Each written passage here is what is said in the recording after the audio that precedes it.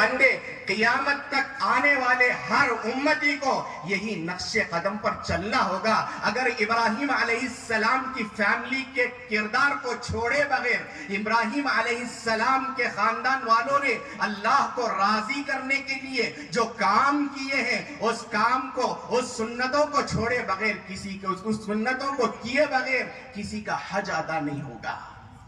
میں آپ حضرات کے سامنے یہ بات عرض کروں، ابراہیم علیہ السلام عراق میں پیدا کیے گئے. ابراہیم علیہ السلام کے بارے میں قرآن مجید میں بہت ساری آیات ہیں.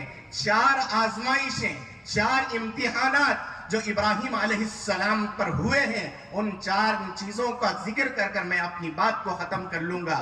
تفسیر ابن کثیر ایک بہت بڑی قرآن کی تفسیر ہے، اس میں لکھا ہے بلکہ 4 نہیں، ابراہیم علیہ السلام پر 30 امتحانات ہوئے ہیں.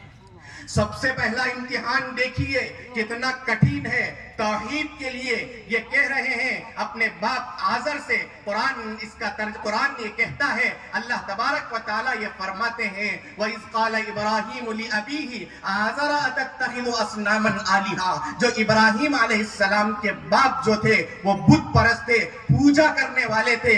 اتنا ہی نہیں، پوجا کرنے والے فقط نہیں تھے بلکہ بتوں کو بنا کر بیچنے والے تھے.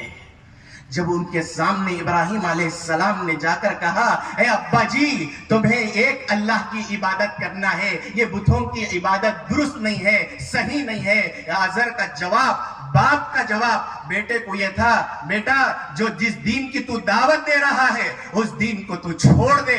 اگر نہیں چھوڑے گا میں پتھر جمع کروں گا اور لوگوں کو کہوں گا کہ تجھے ایک جگہ پر باندھ دیا جائے یا ایک جگہ پر تجھے کھڑا کر دیا جائے، وہ پتھروں کے ذریعے تجھے مار مار کر ختم کر دوں گا. کرنا ہے ہمارے بت پرستی پر آجا. جو میرے باپ داداؤں نے بت پرستی کی پوجا کرتے تھے، پتھر کی پوجا، سورج کی پوجا، چاند کی پوجا کرتے تھے، آجا تو بھی اس چاند کی پوجا کر لے. یہ ابراہیم علیہ السلام کا پہلا امتحان تھا.